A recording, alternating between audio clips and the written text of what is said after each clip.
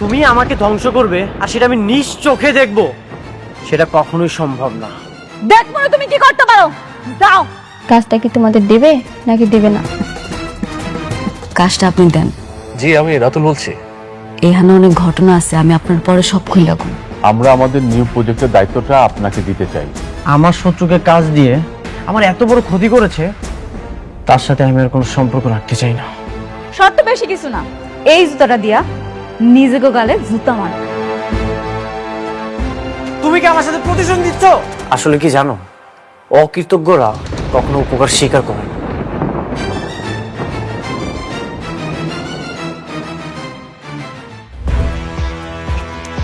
আমি কোনো ঝামেলা চাই না। This is one way road. তোমাদের গাড়িটা রং সাইড আছে, তোমরা গাড়িটা পিছাও।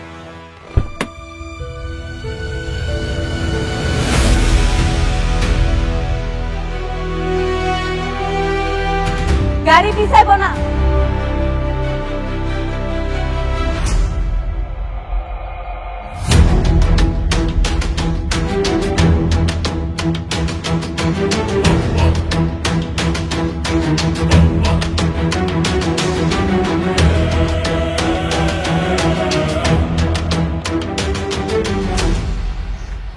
ও তুমি? পিঁপড়ার দেখি পাখা গজিয়েছে। পিঁপড়ার না, এই মেঘলার পাখা অনেক আগেই গজাইছে, সেটা আপনি দেখতে পান। ন্যূনতম পড়াশোনাটুকু তো করনি। কোনটা ওয়ান ওয়ে রোড কোনটা টু ওয়ে রোড সেটাও হয়তো জানো না। তোমার গাড়িটা রং সাইড আছে, তুমি গাড়িটা পিছাও। রাস্তা যাইরাই হোক, আমি একবার কইলাম না আমার গাড়ি এক পাও পিছাইব না, এটাই আমার শেষ কথা। নতুন নতুন গাড়িতে চড়ে কি অহংকার বেড়ে গেছে?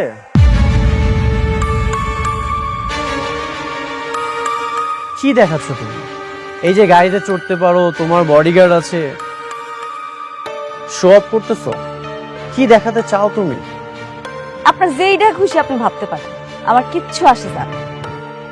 দুদিন আগেও তো বস্তিতে ছিলে। বস্তির মানুষ যে নতুন গাড়ি পেলে অহংকার বেড়ে যায়, সেটা তোমাকে না দেখলে আমি বুঝতে পারতাম না। এতদিন শুধু শুনেই এসেছি। ও এখন বস্তির মানুষ? আপনি মনে হয় ভুলে গেছেন, এই বস্তিতেই আপনি খাইছেন, দাইছেন আর ঘুমাইছেন। বস্তির মানুষও যে মানুষ হয় সেটা ভুলা যাবে না, মনে রাখবেন। দুদিন আগে তো তুমি ফকির ছিলে, অস্বীকার করতে পারবে? অস্বীকার তো করতেছি না, আপনার মতো স্বার্থপর না।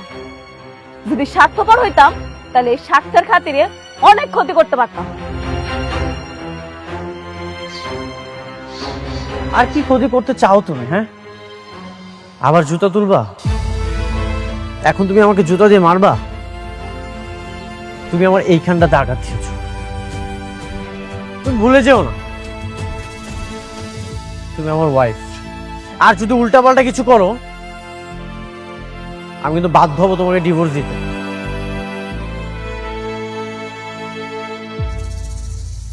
আর এমনিতেও আমি তোমাকে খুব দ্রুত ডিভোর্স দিয়ে দেবো। এইভাবে একটা সম্পর্ক রাখা যায় না। আপনার মতো পুরুষ মানুষেরা কিছু পারেন আর না পারেন, ভালোবাসা মানুষের দুর্বলতায় আঘাত করতে পারে।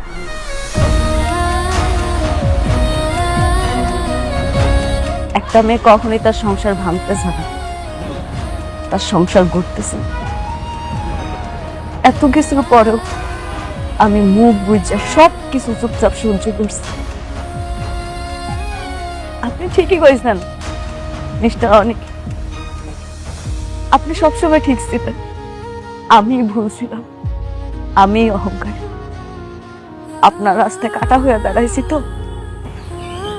এই কাটা সইরা গেল, চলে দেখছি। আপনার রাস্তায় আপনি যান, চলেন আপনারা।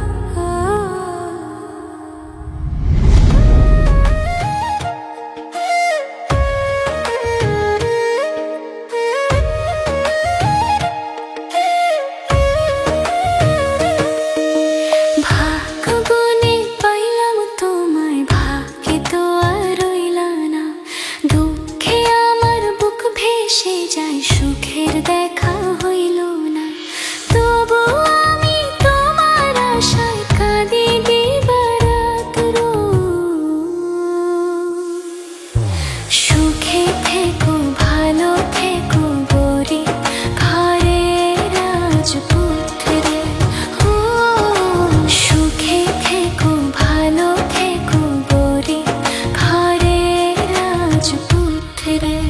আঙ্কেল সব ডিল তো ফাইনাল, এখন শুধু সময়ের অপেক্ষা। কাজ করবো আর টাকা কামাবো। এবার আমি 100 কোটি টাকার মালিক হব। বাহ,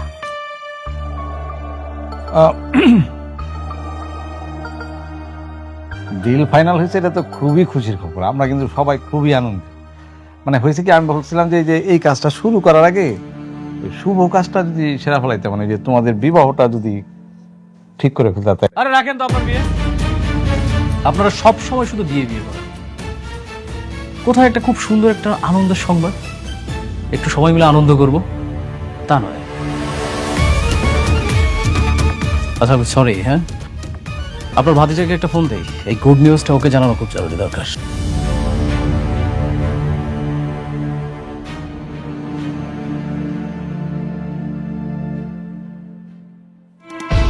তুই আমাকে কেন কল করেছিস? কি বন্ধুকে অভিনন্দন জানাবি না?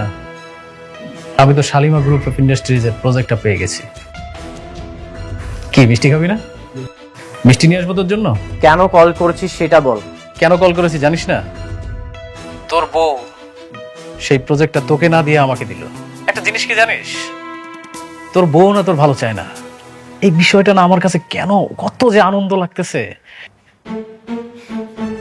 আনন্দ হচ্ছে, এই আনন্দের অবশ্যই একদিন আমি জবাব দেব। শোন, তুই আমার একটা চুলও ছিটতে পারবি না। যদি ছিটতে পারিস তাহলে ছিড়িস।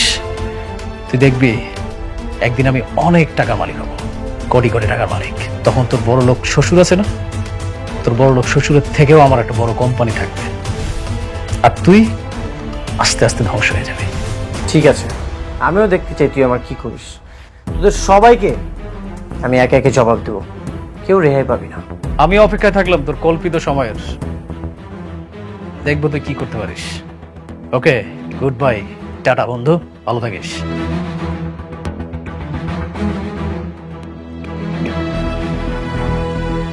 এভাবে তোমার শত্রুর সঙ্গে মিলে তোমার স্ত্রী তোমার ক্ষতি করলো, এখনো কি তুমি তাকে বউ বানিয়ে রাখবে? তুমি তাকে ডিভোর্স কি দেবে না? বললাম তো দিয়ে দিব। কবে দিবে? আমি তো তোমার মধ্যে কোনো ডিভোর্স দেওয়ার লক্ষণ পাচ্ছি না। আর কত সহ্য করবে? আমি আর সহ্য করব না, আজকের বোঝাপড়া হবে।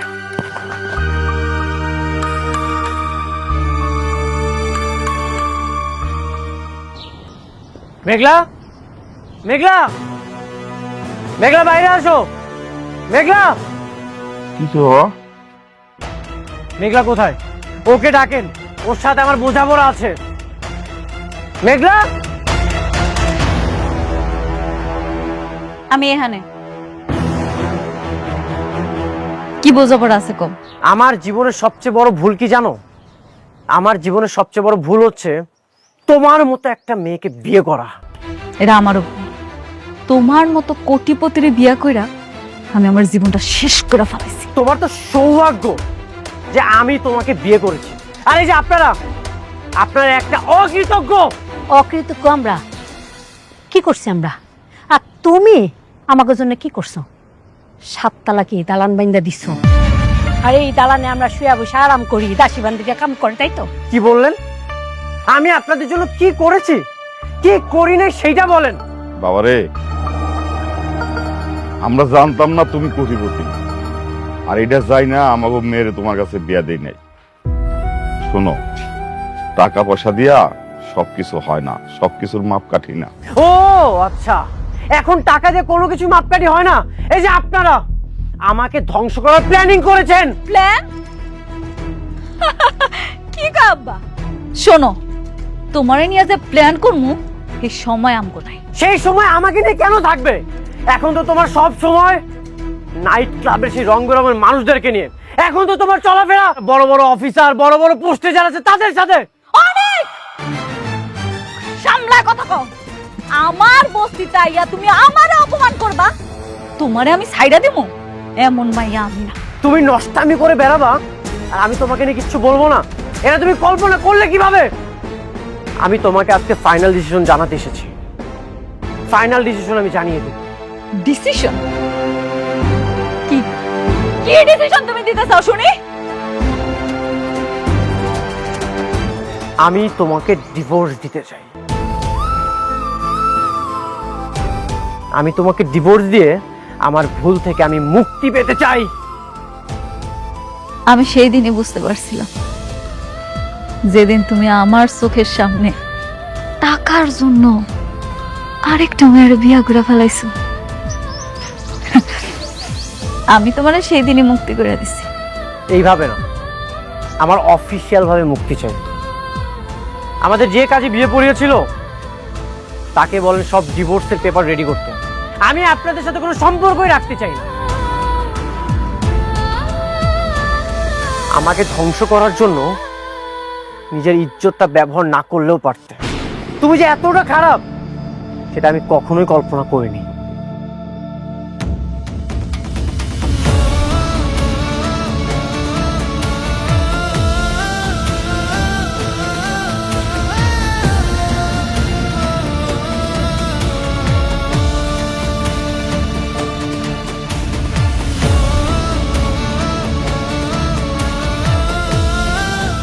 আল্লাহ, আমার জন্য আজকে আমার মেয়ের সংসারটা নষ্ট হয়ে গেল।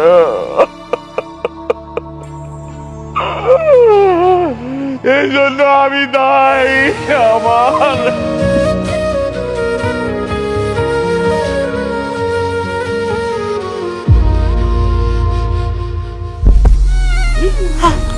আল্লাহ, ওমা কি হলো এটা? আমারে আমার ধরো করে না আমারে।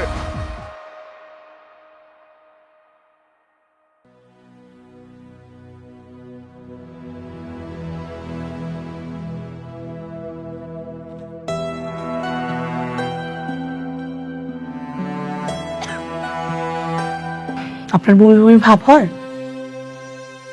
আচ্ছা, খাওয়া দাওয়া রুচি আছে? বুঝতে পেরেছি।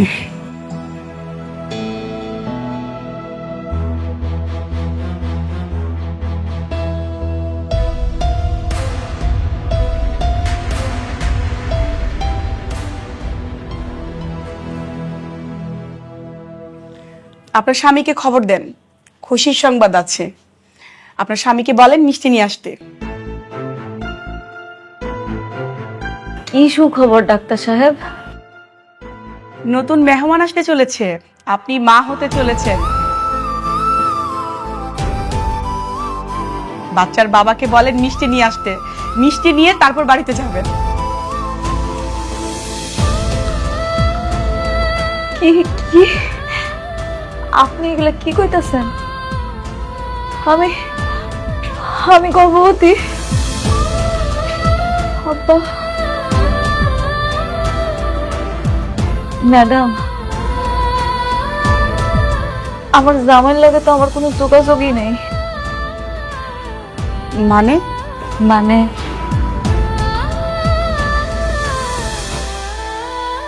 আমার জামাই আরেকটা বিয়ে করছে, এখন সে আমার ডিভোর্স দিতে চায়। তাহলে তাহলে আমার সন্তানের এখন কি হইব? প্রেগনেন্ট অবস্থায় তো স্বামী স্ত্রী ডিভোর্স হয় না, আপনারা নতুন করে আবার সিদ্ধান্ত নেবেন। কিন্তু ওর জামাই তো ওর সাথে থাকে না। যে নতুন বিয়ে করছে সেই জায়গায় ওর জামাই থাকে, ওর নামই শুনতে পারে না। আপনার মেয়ে তো প্রেগনেন্ট, এটা আপনারা আগে জানতেন না। এখন যেহেতু জেনেছেন, আবার নতুন করে সিদ্ধান্ত নেবেন, চিন্তা করবেন কিভাবে কি করবেন। না, সিদ্ধান্ত নেওয়ার আর কিছু নাই। আমার জামাইও চায়, আমিও চাই আমাকে ডিভোর্সটা হোক। কিন্তু প্রেগনেন্ট অবস্থায় তো ডিভোর্স হয় না। দেশের তো আইন কানুনের একটা ব্যাপার আছে, ওইটা তো মানতে হবে। আপনাদের সন্তানের কথা চিন্তা করে আপনারা হাজবেন্ড ওয়াইফ আবার নতুন করে ভাবেন। এত তাড়াতাড়ি সিদ্ধান্ত নেওয়ার তো কিছু নাই। ভাবা ভাবিটার কিছু নাই আপা। যেই মানুষটা আমার কথা একটা বড় চিন্তা না কইরা টাকার জন্য আরেকটা বিয়া করতে পারে, যে মানুষটা আমার ডিভোর্স দেওয়ার জন্য উল্টা কইরা লাগতে পারে, আর কোন মুখ নিয়ে ওই মানুষটার কাছে যাবো আপনি কোন? না, আমি আর যাব না। পৃথিবীতে তো এমন অনেক সন্তান আছে যারা জন্মের পর বাপ মা কাউরে দেখে না, তাই বলে তারা কি বড় হয় না, মানুষ হয় না? আমি আমার সন্তানের জন্য আছি, আমি ওরে বড় করব, ও জানবো ওর কোনো বাপ নাই। আপনারা যেটা ভালো মনে করেন, আমার যেটা ভালো বলার ছিল আমি বললাম।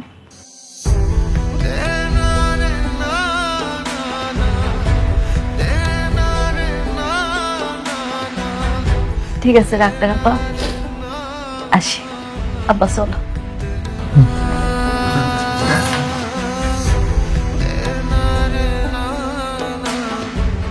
মারে, তুই জামাইরে তালাক দিস না।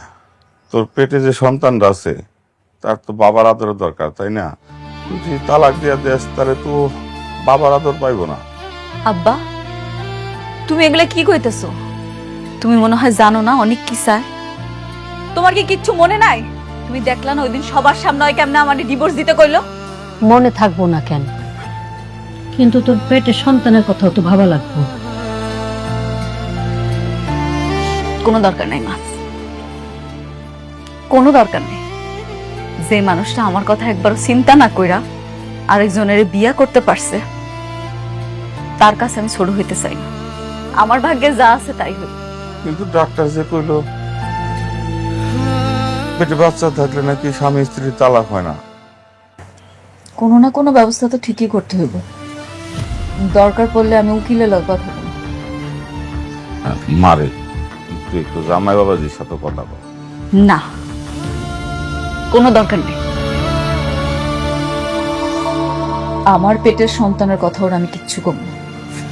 সময় হলেও ঠিকই টের পাই। দেখ, যেটা ভালো মনে করো।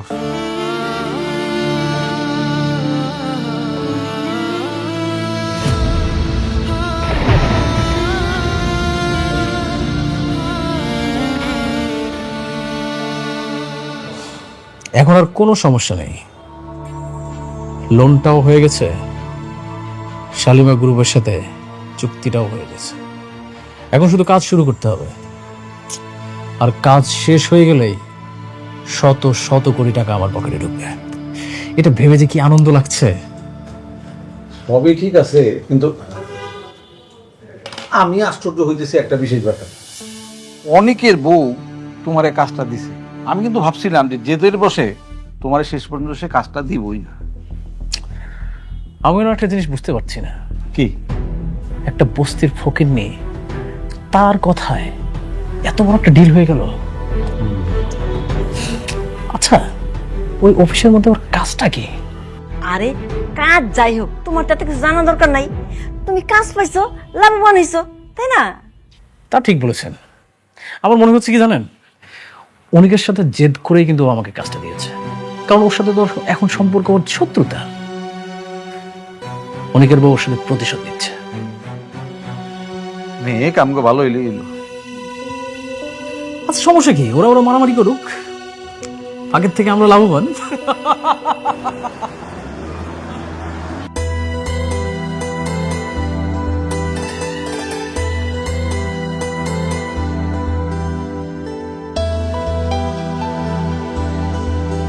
কি ব্যাপার, আপনারা সবাই এখানে খাড়া রয়েছেন যে? Madam, congratulations. আপনার এবং আপনার অনাগত সন্তানের জন্য আমার পক্ষ থেকে শুভেচ্ছা। ধন্যবাদ। ম্যাডাম, অ্যাডমিনের পক্ষ থেকে। ধন্যবাদ। একটু রাখেন তো।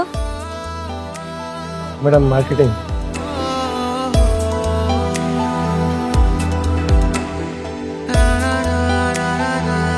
ধন্যবাদ। আপনারা সবাই আমার জন্য এত কিছু করছেন, আমি খুব খুশি। ম্যাডাম, উনি হচ্ছেন আলতাফ চৌধুরী, আপনার সাথে মিটিং করার জন্য এতক্ষণ ওয়েট করছেন। আসসালামু আলাইকুম। চলেন না ভিতরে চলেন, মিটিং এ যাই। আসেন রুমে আসি। চলুন আলতাফ সাহেব। আপনারা এগুলো নিচে নিয়ে যান।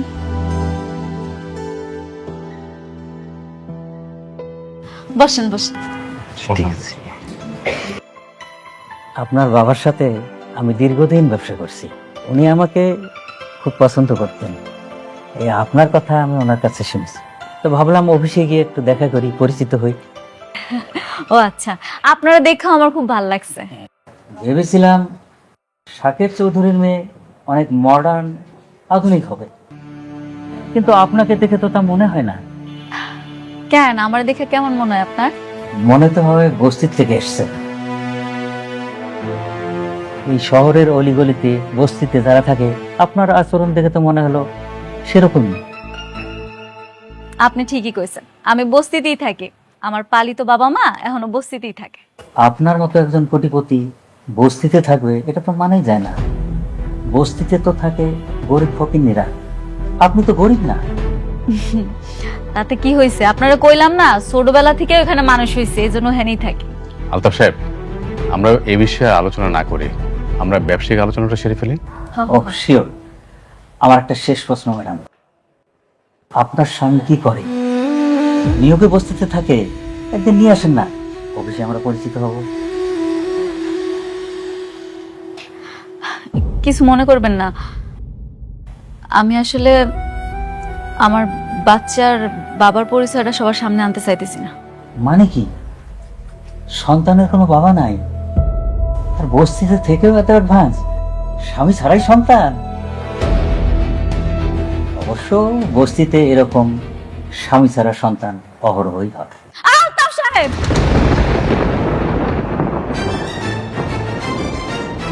আপনি মুরব্বী মানুষ, আর তাছাড়া এই অফিসের সবচেয়ে পুরনো ক্লায়েন্ট। আপনার সাথে আমি খারাপ ব্যবহার করতে চাইতেছি না, ভালোই ভালোই বলতেছি। আপনি এখন আসতে পারেন, স্যার। রিল্যাক্স, মাথা ঠান্ডা করেন। ম্যানেজার সাহেব, ম্যাডাম। আপনি উনারে এখন এখান থেকে চলে যেতে বলেন, নাইলে কিন্তু। জি ম্যাডাম। আলতাফ সাহেব, আপনার কি কোনো কমন সেন্স নাই? হ্যাঁ, আপনার সাথে আমাদের সমস্ত ব্যবসা বন্ধ। যান, আপনি কিন্তু জানতে কিন্তু। রমজান সাহেব, বস্তি থেকে উঠে আসা একটা মেয়ের জন্য আমাকে অপমান করতেছেন, আমি কিন্তু দেখে নেব। এটা আপনার প্রাপ্য ছিল। যান, আপনি বেরিয়ে যান। আরে জি ম্যাডাম। এই ভদ্রলোকটারে অফিস থেকে বাইর করে দাও, এরপরে যাতে অফিসের ত্রিসীমানা না দেখি, ঘাট ধাক্কা দিয়ে বাইর করে দিবা। জি ম্যাডাম। উঠেন। আমার হবে না ম্যাডাম, আমি এর প্রতিশোধ নেব।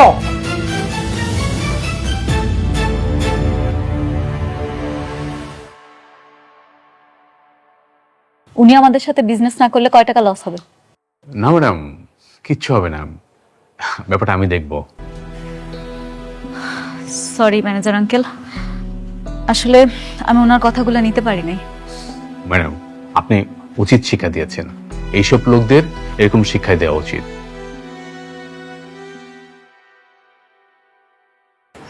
আসসালামু আলাইকুম। ওয়ালাইকুম আসসালাম। কি নেবেন দেখুন। দেখো কি পছন্দ হয় তোমার।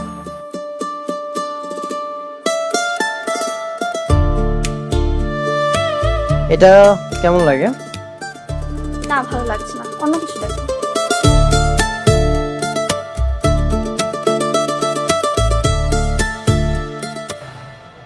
এটা তো খুব সুন্দর।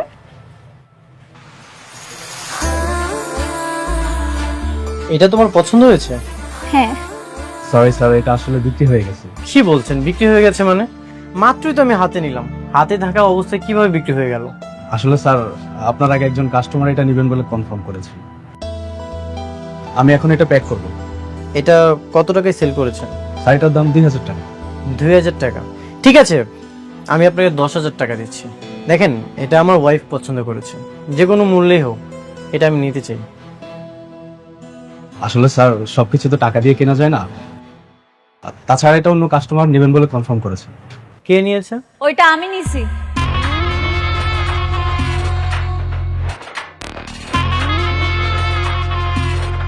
আপনি কাজ করুন, পেড করুন। হ্যাঁ জি স্যার, ওয়েট করে নিচ্ছি। চলো আমরা চলে যাই।